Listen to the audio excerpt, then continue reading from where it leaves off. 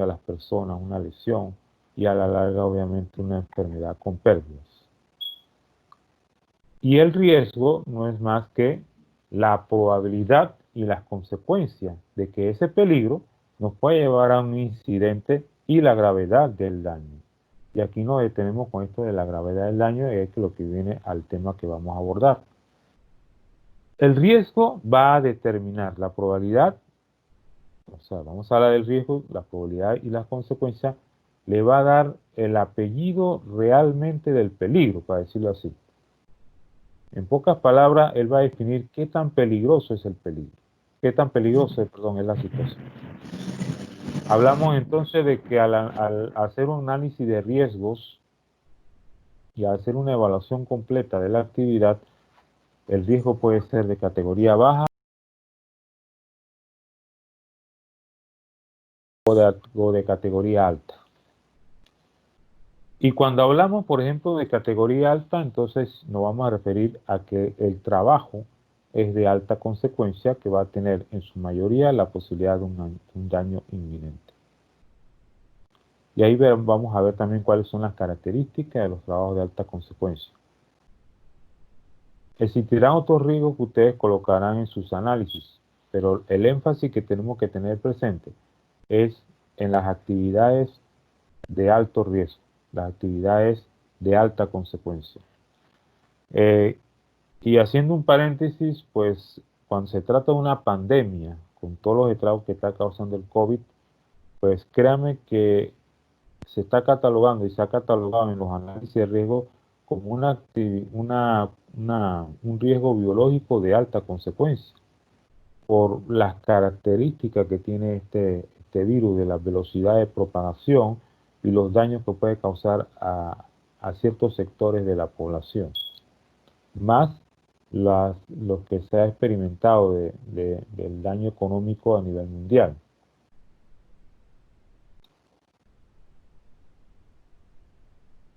Como los accidentes en su mayoría tienen que ver con fuentes de energía, pues veamos algunas fuentes de energía más comunes en los incidentes.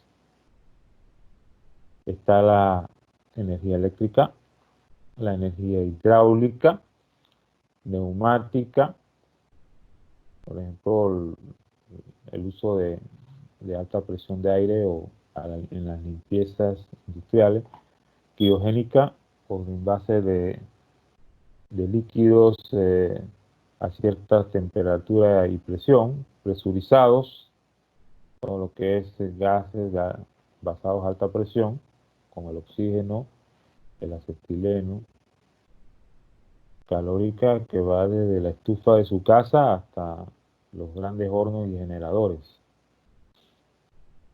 Energía mecánica.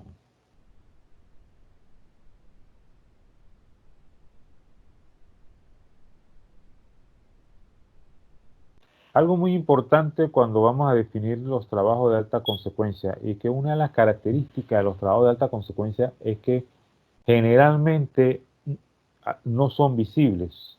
Muchos de los peligros de alta consecuencia no son visibles, y aquí es donde viene el problema, porque subestimamos en nuestro análisis determinar cuáles son esas posibilidades de riesgo que no podemos detectar. Y la única forma de detectarlo es con instrumentación. Se cometen muchos errores de detectar de manera con nuestros sentidos del cuerpo los peligros de alta consecuencia. Y hemos visto casos de que, por ejemplo, las personas que van a detectar un peligro, para detectar si hay alta temperatura o si hay corriente, usan las manos, usan cualquier parte del cuerpo para determinar, inclusive hasta con los productos químicos. Se cometen errores de abrir envases, de olerlo, de tocarlo, de palpar, y ahí es donde vienen las lesiones de alta consecuencia en el trabajo. Todo lo que es energía almacenada está catalogada como riesgos invisibles. Es decir, en una instalación, por ejemplo, donde hay tuberías de alta presión o hay energía almacenada, generalmente cuando se van a hacer trabajos de mantenimiento, se comete el error de realizar los trabajos con la energía almacenada en su momento, sin haber deshabilitado la energía por completo. y hay metodología y controles de ingeniería adecuados para determinar, para aislar esa energía y evitar que un trabajador tenga contacto, tenga ese riesgo con alguna energía almacenada en su momento. Por eso que a veces, ustedes han visto en las noticias, en Panamá no se escapa, cuántos casos de electrocución ha habido en actividades de mantenimiento, inclusive acerca de una escalera, cerca de generadores de alta presión, de alta energía, perdón, de alto voltaje. Las radiaciones,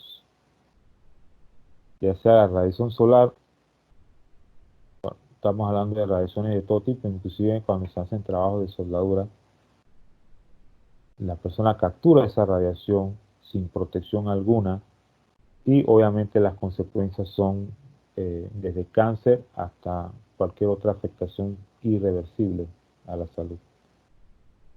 Y aquí voy a entrar en este aspecto y lo coloqué en rojo.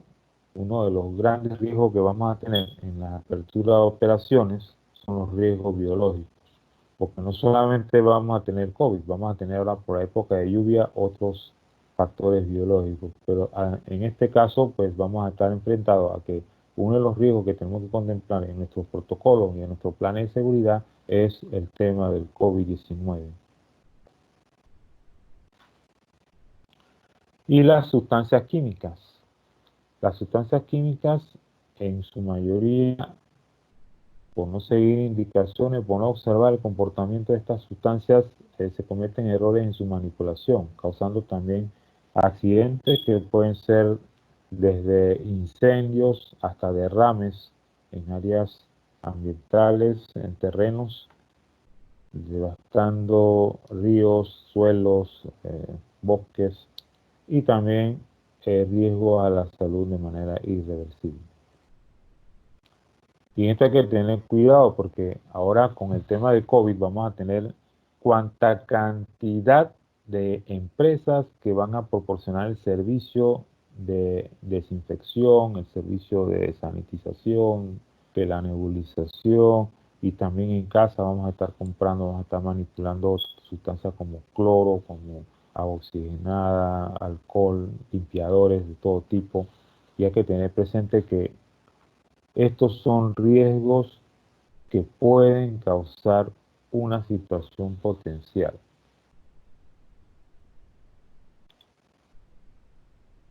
En el marco de las leyes actuales que tenemos en Panamá, aquí les voy a nombrar cuáles son los trabajos peligrosos de altas consecuencias plasmados en nuestras leyes actuales, con algunos ejemplos. Aquí, por ejemplo, vemos el caso de un trabajo con un equipo elevador, ahí está su operador, es un trabajo de altura, está catalogado según nuestras leyes de que cualquier trabajo industrial por encima de 1.8 metros se considera un trabajo peligroso de alta consecuencia. También está cualquier trabajo donde hay fuente de energía, electricidad, alta presión, combustibles inflamables, elevaciones de carga, equipo liviano y equipo pesado. Esto último es importante. A veces cuando conducimos un vehículo, de hecho hay un ejemplo clásico, cuando usted conduce un vehículo del trabajo a su casa, tiene que estar convencido de que esa actividad que está realizando es una actividad de alta consecuencia.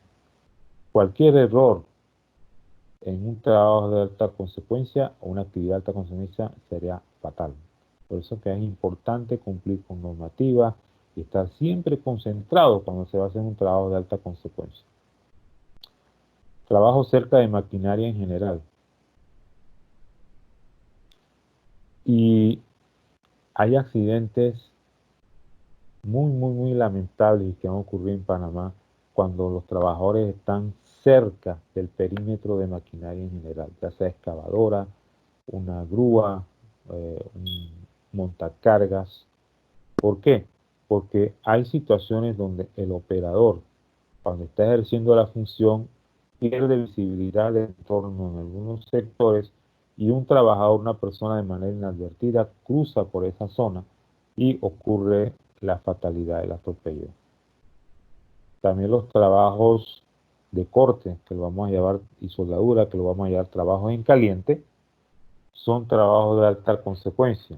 subestimamos que estas pequeñas chispas que ven ustedes en la foto de los esmeriles no pueden causar daño. Pues sí, cuando están cerca de material que pueda combustionarse, los estragos pueden ser desde un conato de incendio que se puede transformar en un incendio con pérdidas millonarias.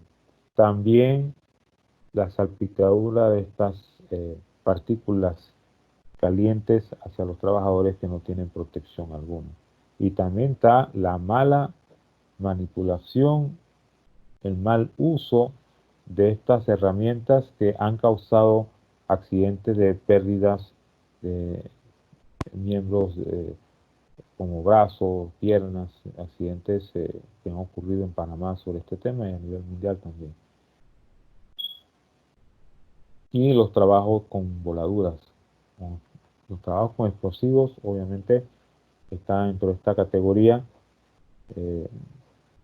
Tiene unas indicaciones muy arraigadas aquí en este tema de los explosivos. De hecho, inclusive las leyes locales tienen protocolos, igual que las demás actividades de alta consecuencia, tienen protocolos muy estrictos sobre estos temas para evitar inclusive que cualquier error pueda ser fatal. Y el trabajo en espacio confinado. Todos los trabajos de espacio confinado, prácticamente algunos, si podemos ver, muchos de los trabajos tienen relación con otros, no vamos a encontrarlos siempre aislados. Por ejemplo, en un trabajo de espacio confinado puede haber trabajo en altura, al ingresar a un tanque, por ejemplo, puede haber fuentes de energía, como ven ustedes ahí, ¿no? Y puede haber materiales de actividades de soldadura, o sea, puede haber trabajo en caliente. Entonces, esto lo hace más comprometedor cuando se hacen trabajos en espacio confinado. Puede haber 1, 2, 3, 4 trabajos adicionales de alta consecuencia.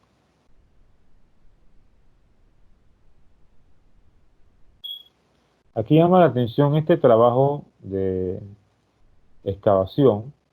Los trabajos de excavación por debajo de 1.5 metros se consideran de alta consecuencia. Cuando abordamos esta zona de inspección, uno de los protocolos que ha implementado el supervisor de este trabajo era que todos tienen que pasar por la vigilancia médica previa para poder trabajar en ese sitio. Algo muy importante para colocar los cimientos de esa torre, usted trabaja en una torre de transmisión, y luego para hacer los trabajos en altura, en la colocación de la torre. De hecho, inclusive habían ciertas políticas de alineamiento sobre la edad, la condición física, el estado de salud completo, ¿no? Como los accidentes pueden ocurrir debido a en parte, una liberación de energía, tú expones el cuerpo, la persona expone su cuerpo o parte de él a esa fuente de energía. Y nosotros vamos a usar una palabrita muy interesante que nos va a servir como herramienta fundamental para identificar los peligros y analizar los riesgos de alta consecuencia. ¿Cómo reconocemos un trabajo de alta consecuencia? Cuando la persona aborda una situación de riesgo, ¿verdad? Y exista toda la posibilidad de tener contacto con una fuente de energía con consecuencias fatales. Haciendo una analogía con el tema de estas actividades, con el tema de alguna película de guerra o de vaqueros, yo lo voy a llamar en la línea de fuego. ¿Y qué quiere decir esto? La línea de fuego va a indicarte de si la persona está expuesta en esa zona donde está la fuente de energía peligrosa. Con eso podemos determinar muy bien si se trata de una acción insegura o hay una condición de riesgo, cuál es esa zona, cuál es esa línea de fuego donde el trabajador puede estar expuesto a tener una fatalidad. Por ejemplo, como trabajo de alta consecuencia, el riesgo a la salud, están los efectos agudos y están los efectos crónicos.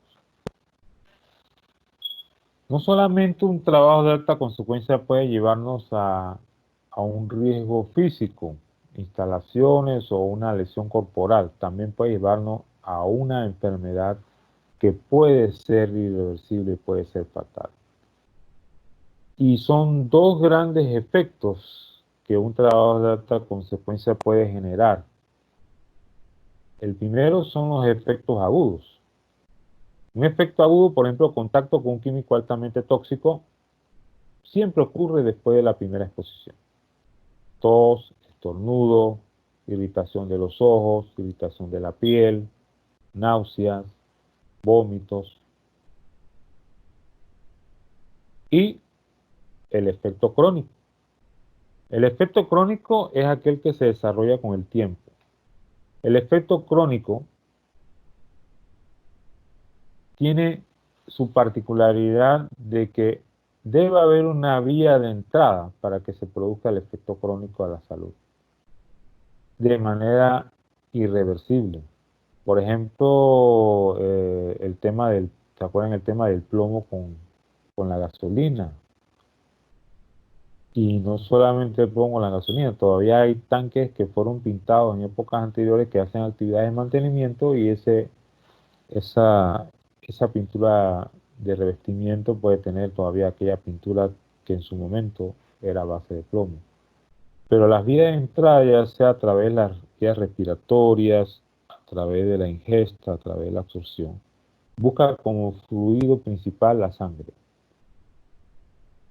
Y de ahí, pues, los daños son irreversibles. Va hacia los huesos, hacia las glándulas, hacia órganos blandos, hígado, riñones, páncreas, ¿no?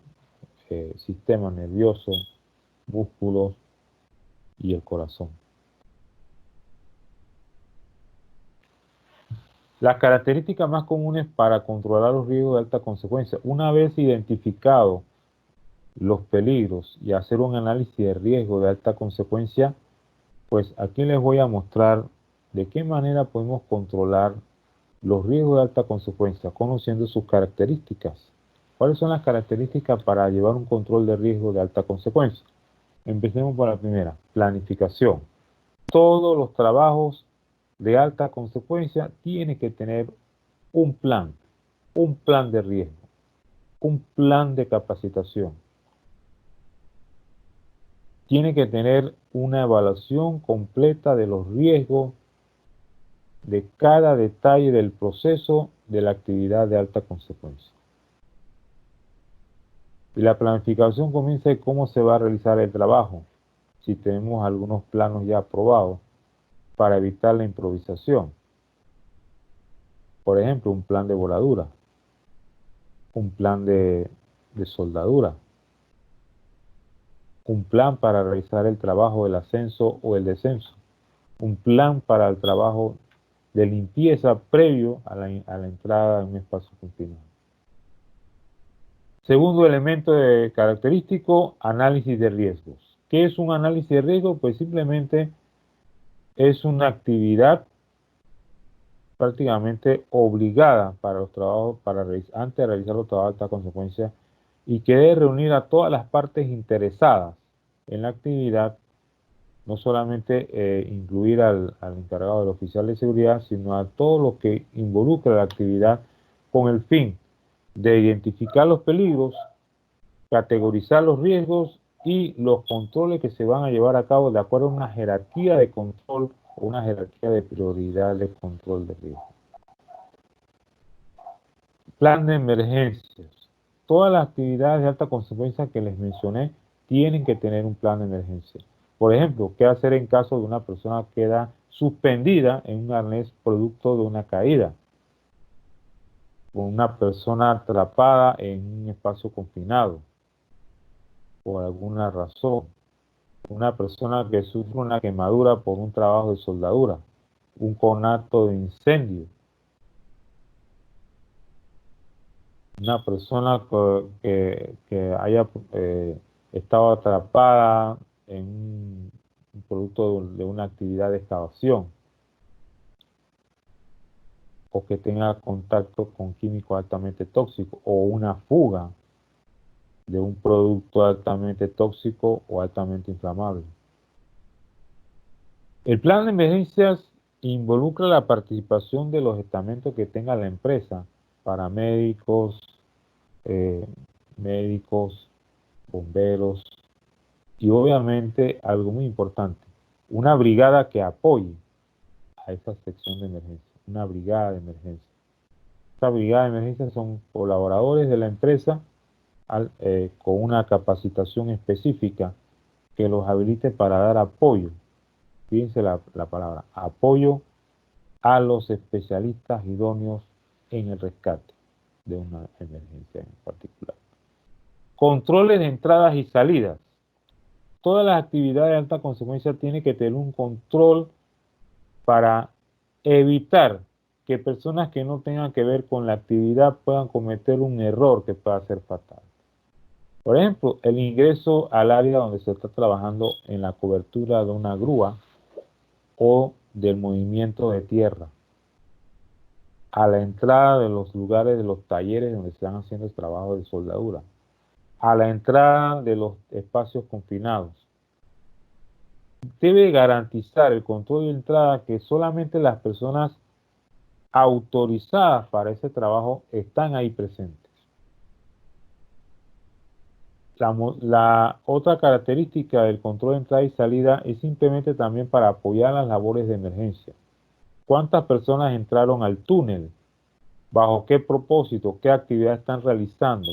Y algo muy importante, ¿bajo qué condiciones de salud física y mental están entrando o que tienen esa aval para poder entrar en el área de donde se está realizando el trabajo de alta consecuencia? Y se han cometido, lamentablemente, se han visto algunos casos esporádicos a nivel nacional de no tomar en cuenta esto del rol del control de entrada y salida. Ya sea que nombres un vigilante, un supervisor, una persona que esté orientada y capacitada para llevar a cabo el control de la entrada al espacio confinado. Esto se ve mucho, por ejemplo, en los espacios confinados, donde no se le da mucha importancia al rol de la persona que está cubriendo la entrada y se baja la guardia y ocurren los desenlaces fatales. Persona competente. Todas las personas que van a realizar un trabajo de alta consecuencia tienen que tener competencias.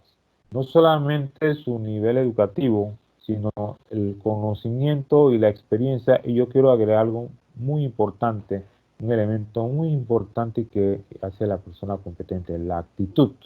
Una actitud de colaboración, una actitud de consulta participativa, una actitud de hacer las cosas bien de acuerdo a lo planificado, no improvisar, una actitud de que la seguridad no es una obligación, es su prioridad de supervivencia.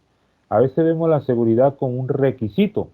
Estas normas que se están dictando, estas cosas se le ven como un requisito, ¿no? Porque hay que cumplirlo, pero más allá de eso, una persona competente debe ver la seguridad como un valor, como una cultura, y la actitud juega un papel importante. El equipo de protección personal específico, lejos de proporcionar el equipo básico, casco, botas, lentes, hay, de acuerdo al análisis de riesgo que se establezca, hay equipos de protección personal específico para que la persona ejecute el trabajo con una protección adecuada que lo mantenga completamente aislado de cualquier impacto de contacto en la línea de fuego, ya sea por alto voltaje, ya sea por contacto con químicos, ya sea por una situación de una caída donde trabajo en altura, en un momento el trabajo de una excavación.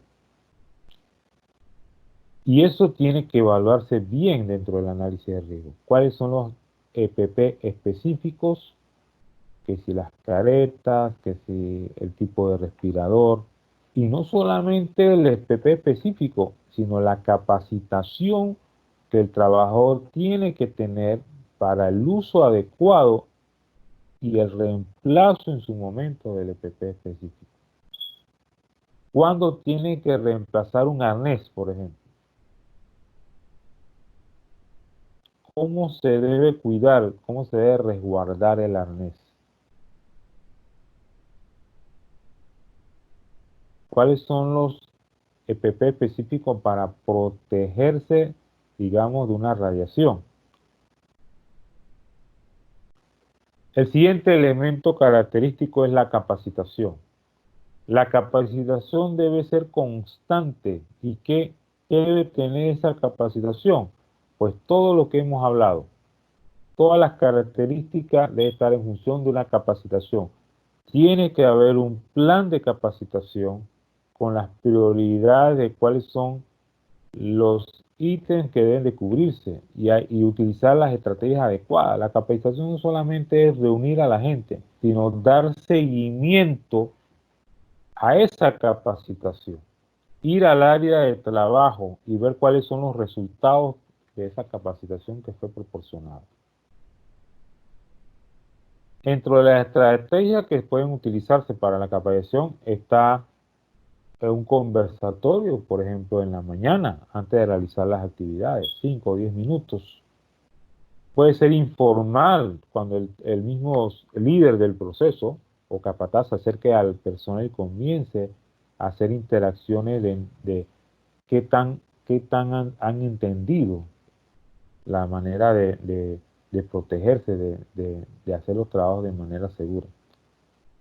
También puede ser resultado de una auditoría del proceso, una auditoría de gestión, y obviamente hacer un reajuste de tu capacitación. También puede ser por prioridades de acuerdo a una detección, a un cuestionario de detección de necesidades de capacitación. Y ahí juega un papel importante, no solamente los líderes de proceso, sino el departamento de personal de recursos humanos que debe estar liderando la implementación junto con la alta dirección del programa de capacitación. Y la capacitación debe verse siempre como una inversión. Siempre debe verse como una inversión del proceso, en el proceso. Y por último, de las características tenemos la vigilancia médica. Este es algo fundamental. Un programa de vigilancia médica que ayude a controlar los riesgos a la salud de los trabajadores que van a realizar un trabajo de alta consecuencia. Por ejemplo, trabajo en espacio confinado. La vigilancia médica puede establecer ciertas características de salud que debe tener el trabajador calificado o competente para realizar el ingreso a un espacio confinado. Para realizar un trabajo de altura, en altura. Para realizar un trabajo de soldadura, por ejemplo. La vigilancia médica no solamente es cuestión de revisar y también el historial médico, sino también de dar seguimiento a aquellos tratamientos que por su naturaleza algo específico debe llevar el trabajador. Y también esto contribuye a establecer eh, áreas de traslado de acuerdo al tipo de los resultados que se obtengan de esa revisión médica, las rotaciones que debe seguir el trabajo de alta consecuencia y también eh, los programas adicionales, programas de concientización, de programas de salud integral, vacunaciones, la correlación y la comunicación con las autoridades de salud. Ahora con el tema del COVID, por ejemplo, la vigilancia médica va a jugar un papel muy importante en tu programa de evaluación y de implementación de control de riesgo. Vamos ahora a presentarles de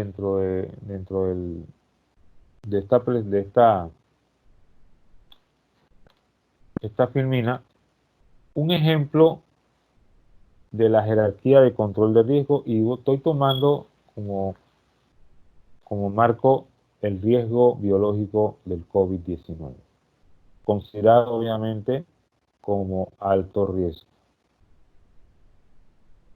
Una persona que tenga un contagio, ahora que sea, usted abra, la persona abre su negocio y inicia las operaciones, pero usted se imagina una persona que sea detectada positiva en un área de trabajo, ¿cuáles serían las consecuencias? Automáticamente el cierre de operación. Porque es asintomático, quién sabe cuántas personas tuvo en contacto. Y si está haciendo un trabajo de alta consecuencia, digamos, espacio confinado, todo eso viene, somete a una investigación. ¿Cuántas personas tuvieron ese trabajo de alta consecuencia? ¿Quiénes estuvieron ahí?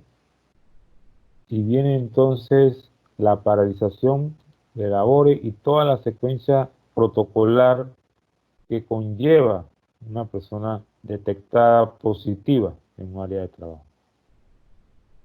En el control de riesgo tiene que haber una jerarquía de aplicación de controles. Los controles de riesgo van planificados y de acuerdo con la ISO 45000, aquí les voy a mostrar en una forma de pirámide invertida que comienza desde la etapa de eliminación de la situación de riesgo. ¿Qué quiere decir esto? Toda situación que usted pueda eliminar de manera práctica e inmediata, hágalo. El clásico ejemplo es la limpieza. En el caso del COVID, lavado de manos, limpieza de todas las áreas de contacto, evitar aglomeraciones, inclusive, para manera de ejemplo, saque de su escritorio o libere de su escritorio aquellos artículos que no necesita tener en el escritorio y que pudieran ser poco de albergar unas partículas con posible contaminación de este microorganismo.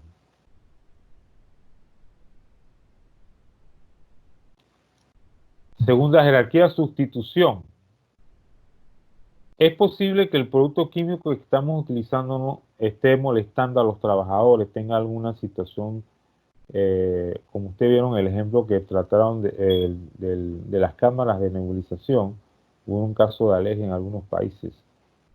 Es muy importante cuando se va a determinar acciones de control, ver también cuáles son los efectos a la salud y buscar alternativas y buscar todo lo que conlleva no afectar. Por ejemplo, el protocolo habla mucho de algunos métodos de limpieza que sustituyan la posibilidad del riesgo de contaminación o de aumentar las partículas suspendidas.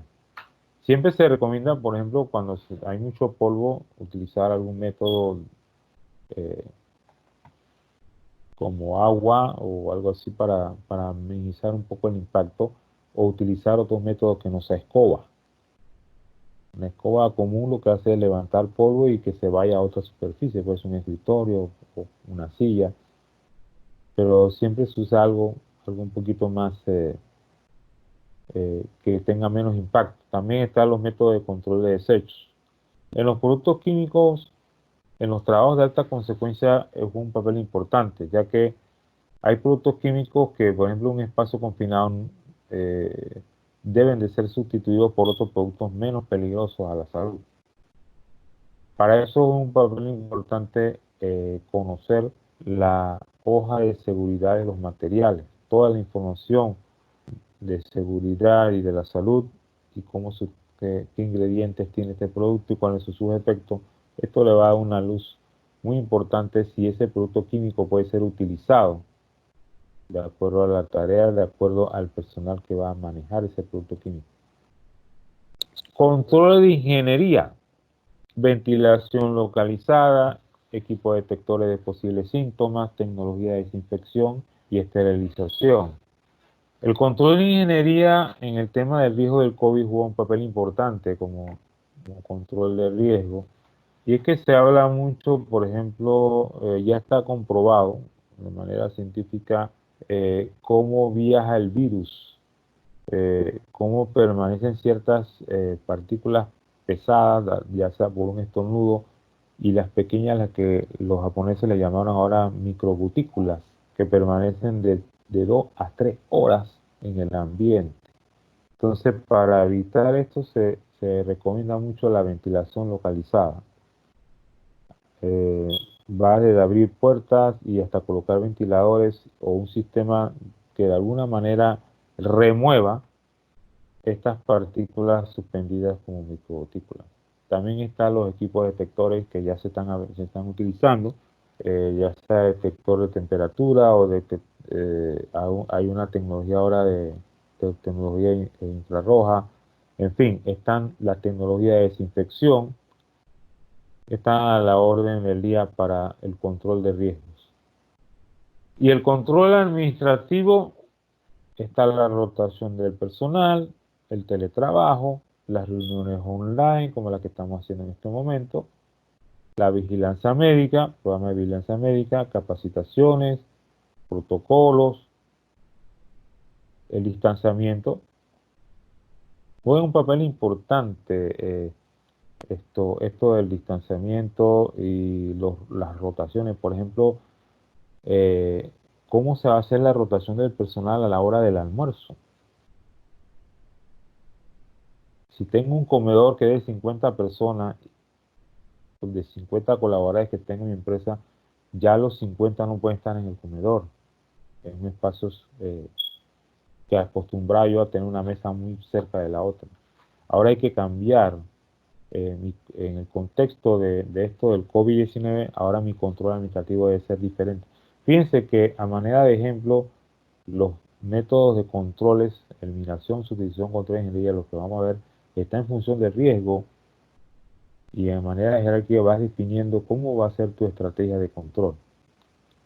Por eso que la rotación del personal, inclusive se habla mucho, el protocolo habla mucho de cómo vas a rotar con las personas que tengan cierta edad, que si las vacaciones, que si los turnos, en fin.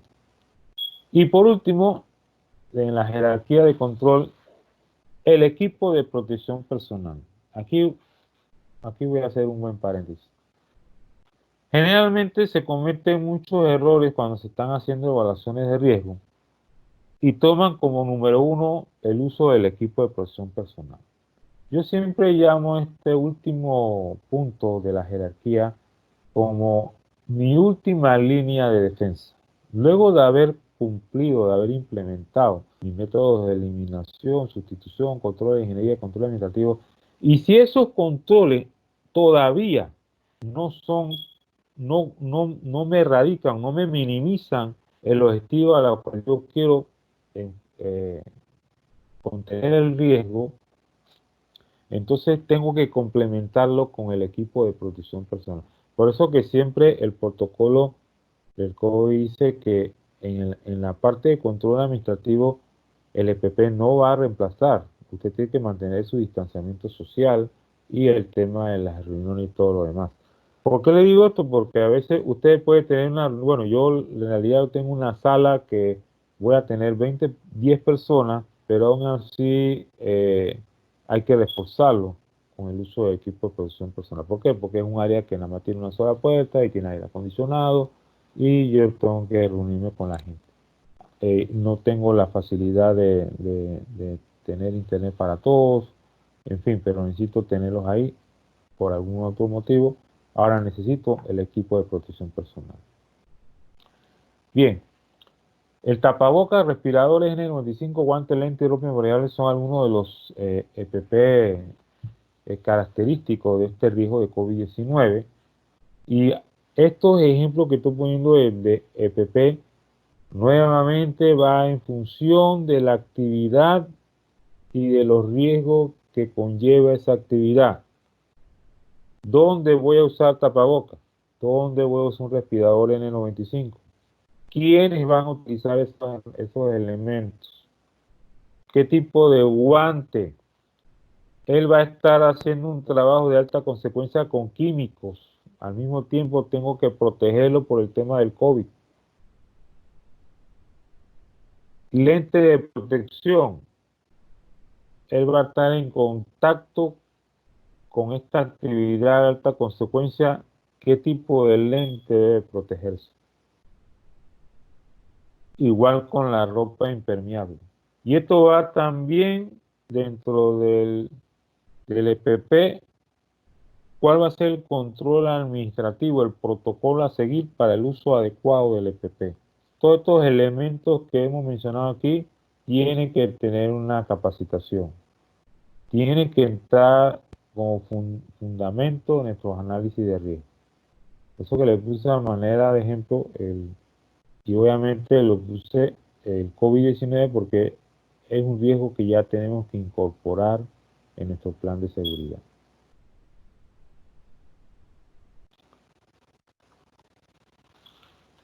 Agradezco a todos ustedes esta pequeña plática, pequeña conversación. Muchas gracias por la invitación y unas mil felicitaciones a la Facultad de Ingeniería Industrial, mi alma mater, en este grandioso aniversario.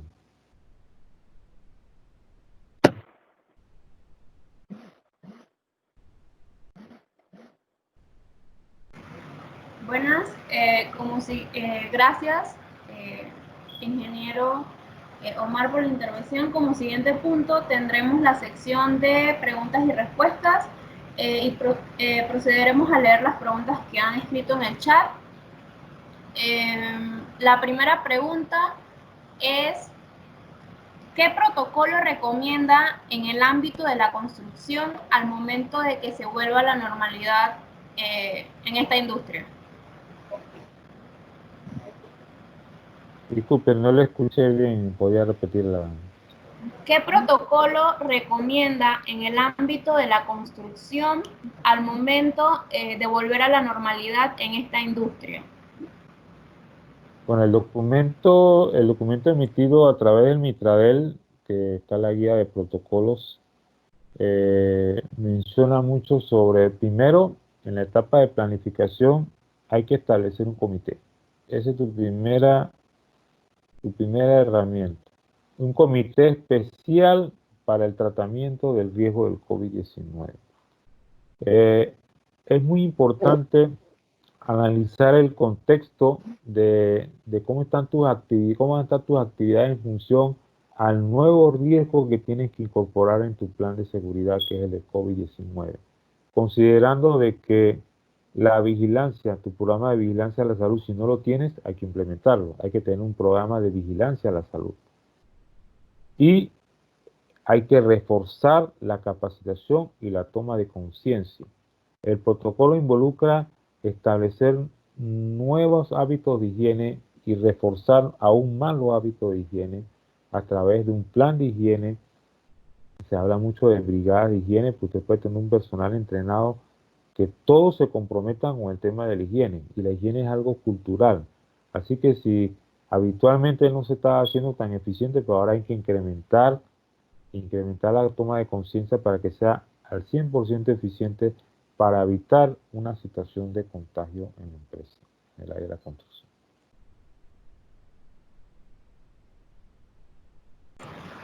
La siguiente pregunta es: ¿qué tan efectiva y recomendable es la cabina de sanitización?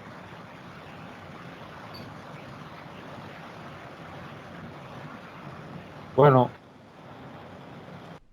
yo no recomiendo la cabina de sanitización. La verdad es que en la industria alimentaria se aplica las cámaras de sanitización, pero ya el trabajador tiene colocado su equipo de protección. Obviamente se le sanitiza para poder entrar al área donde evitar una contaminación cruzada. ¿Por qué no la recomiendo? Porque hay un riesgo de personas que tengan ciertas afectaciones a la salud con el producto químico que se está utilizando, aun cuando se diga, inclusive en la hoja de seguridad dice que el producto puede causar ciertos malestares como alergia, pero podemos encontrar una situación de personas asmáticas, niños, y pasarlo todo por una cámara lo hace comprometedor. Así que yo no le recomiendo el tema de la cámara de sanitización a nivel de comercio. Sería para ciertas industrias solamente. Pero hay que tener cuidado si conviene o no tener una cámara de sanitización dependiendo del tipo de negocio. Y lo más importante, si vimos la jerarquía de control de riesgo, inicia con mantener una higiene. El lavado de manos es importantísimo, el uso de equipo. El cambio, inclusive, cambiarse de ropa cuando uno sale de su área de trabajo también es importante.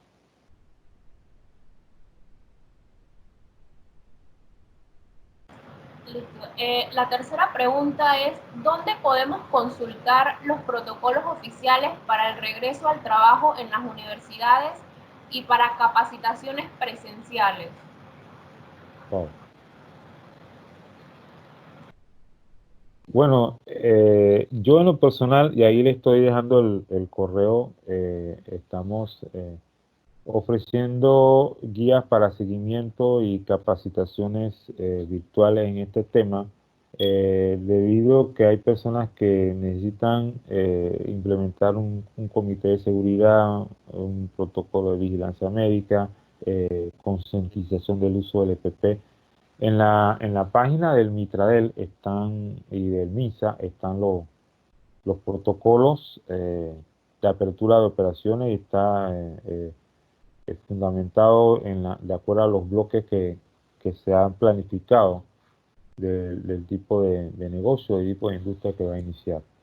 Si se ponen a ver en ese bloque, las actividades que tienen más aglomeraciones son las últimas, para ir poco a poco y monitoreando los resultados de los otros bloques. Así que solamente lo más importante de esto es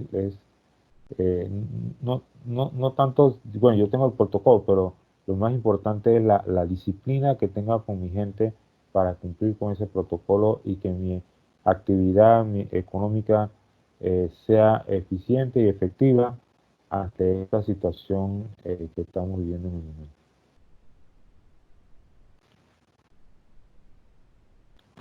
Gracias. Bueno, la siguiente pregunta es, ¿qué aspectos puntuales debe considerar nuestra facultad al momento de retornar a las instalaciones luego de la cuarentena?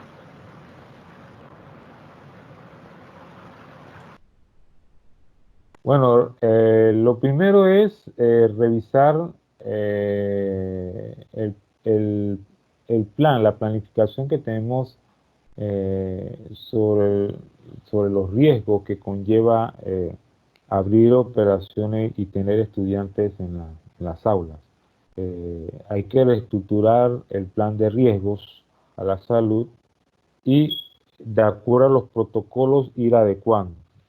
Hay que ver, muy importante, hay que ver cómo están nuestras instalaciones. Yo recomiendo un análisis previo, un análisis a manera de una lista de verificación sobre cada ítem del protocolo. Eso nos da una luz de qué tenemos en este momento en materia de seguridad e higiene en las instalaciones y qué tenemos que implementar y cómo tenemos que implementarlo y cómo debemos reforzar para que esa higiene, esa implementación que hagamos, no bajemos la guardia y no tengamos un caso que nos comprometa en el inicio de clases en la universidad, en la facultad.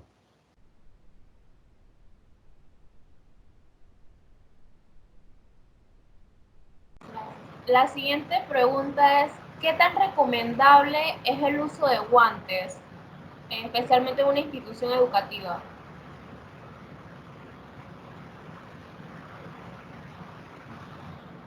Bueno, como mencioné, el IPP es tu última línea de defensa. Si usted va a dar clases, ¿cuál es la primera medida de control? ¿Cuál es el contacto directo con este riesgo? Las manos. El lavado de manos tiene que ser frecuente entonces. Ya no era antes que eh, por ejemplo, se recomienda antes de ir y salir del baño, antes y después, pero ahora tienes que incrementar más tu higiene y cumplir con todos estos protocolos de limpieza, evitar tocarse los ojos con las manos. El uso de guantes es más recomendable cuando ya tú has implementado todos los controles y que aún así todavía necesitas reducir más el riesgo, entonces no vamos al uso del EPP. Así que en realidad yo no recomiendo el uso de guantes para simplemente asistir a una clase. Yo lo recomiendo a las personas que están en un laboratorio, que van a hacer actividades de limpieza. ¿Por qué? Porque hay otros riesgos que están los productos químicos, ¿no? Las personas que vienen en contacto con enfermos, ¿no? Cosas así, ¿no? Pero no hay que saltarse todos los pasos de jerarquía e irse a la última línea de defensa del uso de guantes.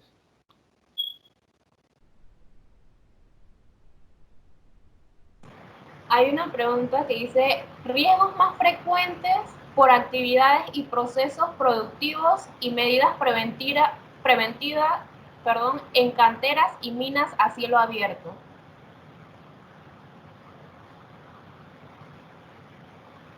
Bueno, el riesgo más común en estas actividades es el contacto con fuentes de energía. Vamos a hablar, por ejemplo, maquinaria, equipos pesados, ya sea por movimiento de tierra, equipos de perforación, equipos elevadores de carga, los riesgos eléctricos, contacto con energía eléctrica o con tuberías presurizadas. Estar también los riesgos de caídas, ya sea por cualquier naturaleza, por descuido, por mala planificación,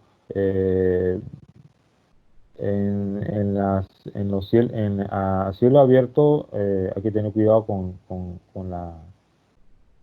la parte ambiental, lo que es el contacto con riesgos biológicos y también con riesgos atmosféricos.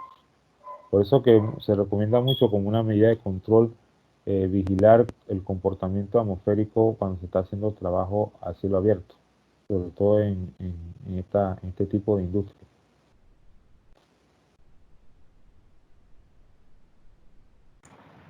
Bueno, damos por culminada por temas de tiempo la sesión de preguntas y respuestas. Cualquiera, bueno, las preguntas que no fueron respondidas pueden enviársela al ingeniero a su correo. Como uno de los últimos puntos, tendremos unas palabras por el decano de la Facultad de Ingeniería Industrial, el doctor Israel Ruiz. Buenas tardes a todos. ¿Me escuchan? Sí, se la escucha. Buenas tardes. Sí, buenas tardes. Bueno, unas palabras breves por el tiempo, como dijo la estudiante Milagro Araúz, que en nombre de los vicedecanos, el magíster Cornelio Garcés, la magíster Analida de Miranda y mi persona, te damos las gracias, Milagro, por este apoyo que has tenido como moderadora y guiadora de esta primera charla virtual webinar que hace la Facultad de Ingeniería Industrial. Ingeniero Omar Prado, qué gusto desde que me dijeron que usted iba a ser el expositor. Gracias por apoyar a la facultad con este tema tan interesante como fue la identificación y control de riesgo de alta consecuencia en la industria. Me llamó mucho la atención y quiero decirte, Omar, que casualmente ya estamos iniciando los primeros estudios para instalar la carrera de seguridad e higiene industrial. Y estos puntos que usted ha dado, pues va a abrir mucho más la mente y aquellos que van a conformar la comisión, ver ahora de otra manera lo que esta carrera que queremos que en la Facultad de Ingeniería Industrial, porque se necesita, esté presente. Quiero hacerte una invitación, ingeniero, además de esta charla que ha dado, también a que nos ayudes a conformar esa carrera de seguridad y higiene industrial que es muy importante para la facultad, para la universidad y para el país. Gracias, Omar, por esta charla. Gracias, Milagros, por este apoyo. A todos los docentes, administrativos, investigadores y ustedes estudiantes y sobre todo esta gran cantidad de participantes que ha tenido esta primera charla virtual de la facultad. Queremos en nombre de esta administración darle las gracias de todo corazón, felicitarlos porque ustedes son parte de estos 39 años que cumple la Facultad de Ingeniería Industrial y decirles que pues estamos muy bendecidos porque iniciamos en el día de hoy en la mañana con una misa de acción de gracia y nuestro párroco, como autoridad de la iglesia, ya instauró que la Virgen de Fátima, que también celebramos en el día de hoy, es ya la patrona de la Facultad de Ingeniería Industrial. Esto nos ha emocionado mucho, la fe por delante y más en este tiempo de crisis que estamos viviendo. Milagro, muchas gracias. Ingeniero Omar, muchas gracias, y a todos los participantes, mil bendiciones. Y que Dios nos siga viendo con muchos ojos de piedad, que nos dé salud y que nos proteja. Buenas tardes a todos. Buenas tardes. Muchas gracias. Laura Villegas, gracias doctor por esta invitación y gracias ingeniero, excelente la exposición. Muchas gracias Israel, felicidades. Estoy esperando nada más el brindis. Gracias profesora Brenda, muchas gracias. Muchas gracias a ustedes también, mi alma mater. Gracias ingeniero Omar por apoyarnos en esta actividad y bueno, y nosotros esperamos contar con usted para otros seminarios que tenemos pensado dar en la facultad. A la orden siempre. Buenas tardes, abrazo a toda la Facultad de Ingeniería Industrial y señalar que estábamos conectados más de 100 personas, así que nos merecemos un aplauso a todos. Bravo, muchas gracias. Así es. Y los esperamos a las 4. Felicidades a la Facultad Industrial. Nos vemos a las 4, Israel. Chao. Muchas gracias, doctor Flores, muchas gracias. Saludos. Felicidades a todos los miembros de la Facultad Industrial por parte de CINEMI. Muchas gracias, doctor Félix, qué gusto. Muchas gracias. Muchas felicidades, doctor, a toda la facultad y a todos los organizadores de estas actividades. Desde COCLE, un abrazo, se les quiere y se les aprecia, se les respeta. Wow, Miguel López, muchas gracias. Felicidades también. Usted saludos y felicitaciones. Desde Azuero, nuestros saludos y felicitaciones. Felicidades a todos los compañeros docentes, al decano. Muchísimas gracias al ingeniero Omar por tan interesante tema. Saludos a todos y bendiciones. Maritza, muchas gracias, profe. Bendiciones.